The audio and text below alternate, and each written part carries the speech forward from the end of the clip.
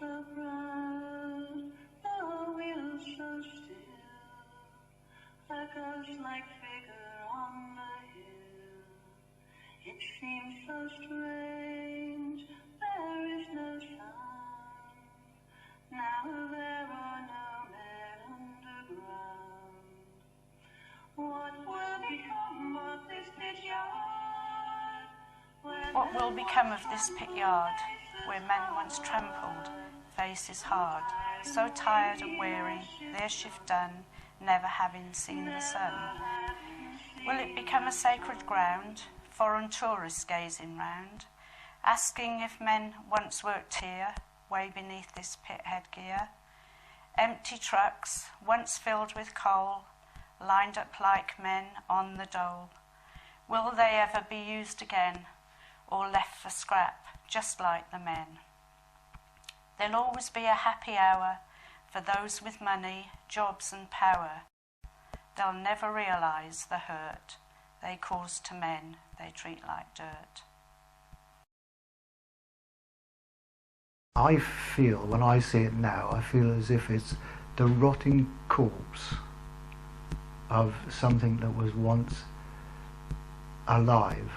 But I think eventually, like everything, it'll rot without care. It'll rot and crumble, and it will fall. Snowdown has just stood still and doing nothing.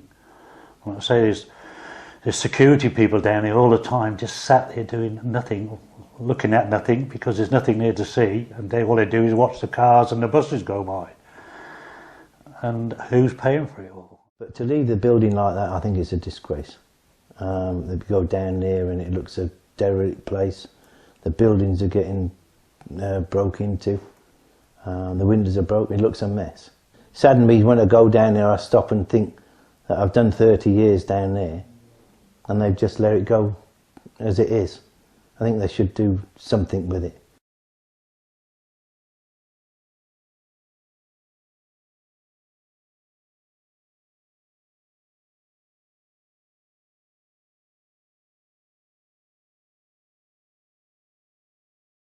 The problem we have in Kent, unlike anywhere else, is a political problem.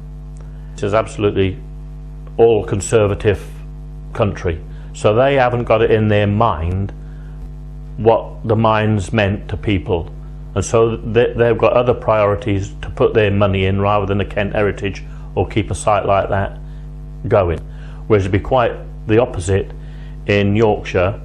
We visited a pit there, Huddersfield I think, a mining museum. You can actually go underground, and because of the political setup there is different, they're socialist, the Labour people, they understand the importance, so they'll pump money into keeping that going, to remember it, whereas in Kent I feel they'd like to airbrush the lot out. So there's a difference of a political will to fight or do something for Snowdown. Well, every time I go past it, it saddens me to see the place looking like that. And you go past it and people come and say, you know, oh, what's that? Why can't they do something? And the Procedure tried to do something, but it's all fell through, so I've heard. I don't think they should, you know, bulldozer it all down and then just make it a fields, and there won't be no trace of a mine being there. And you've got all the sidings, you've got so much potential there to have made it a museum, and they're just doing nothing with it at all, not a thing. We'd like to do something with it, but at the moment that's impossible because it's still owned by an individual. Well, he doesn't own it. He has a lease for, I think it's the next 40 years, something like that. And without his consent, nothing can be done on there, or without him giving up the lease. He's extracting money off the coal board. Well, there isn't a coal board anymore, and it's British coal, and that's finished. So who's paying for it all? Because somebody's paying them people from security to stay there, and but who's paying them? It's just an eyesore. It's just an absolute eyesore. How it's been listed as a building, I really don't know. It was only built in the late 40s, early 50s. I can remember it going up. And no, I just think it's well, pathetic when you see some of these other buildings they do knock down. Like they knocked our only pub down in the village. That's been here since 1926. They've knocked that down. They're going to redevelop that. And so we're left with no pub. It's sad really, because when you look at it now,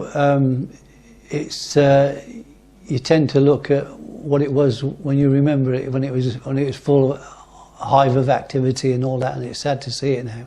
I honestly believe that the sooner that they do something with it, redevelop it, or whatever they're going to do with it, the better really, because it's sad, and it's not really nice for the people living around that environment to see that on their back doorstep.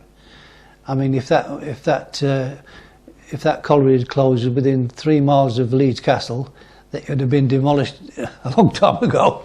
You know what I mean?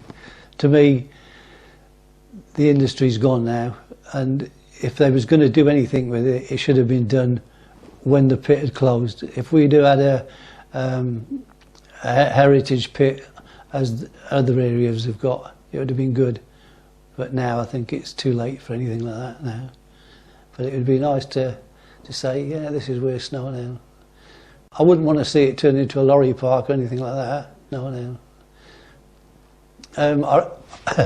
I lived in not far from Corton Wood, the colliery that closed when I lived in Yorkshire, and now that is a big shopping complex with the Morrisons on top of it. You know what I mean? No, I'd like to see a golf course down there. I really would, because I think you've got the room there. All these other places, like I've said, in Yorkshire, on their pit tips, they've flattened them all out through things and made some lovely, lovely golf courses up there, because I've been up there and seen it. And why can't that happen here? If somebody could, keep it, it would show the people that there was a mine and the mining village. That would keep it going. If it was, say, a museum or something down there, to say that there was a mine there. I don't think they should, bulldozer it all down and then just make it a fields, and there won't be no trace of a mine being there. Put a heritage centre down there and build from there, and sort of show the young ones what the pit was like, and get some, all the photos and everything that was about Snowdown, and show the people what it was like, instead of it being like a wilderness down there. It's just a mess. I would like to see it as a place for education in the fact of apprentices being trained there for all kinds of work. Some of it could be used for large artwork, because you've got the size, and it's next to a railway line. Things can be transported from there. There's so much could be done with it. I think it's very sad that such prominent buildings have been allowed to fall into disrepair, and if only something social could have been made of that site, or something that could have brought some prosperity back to the community after all that was taken away, I think people would have accepted the loss of the pit much better.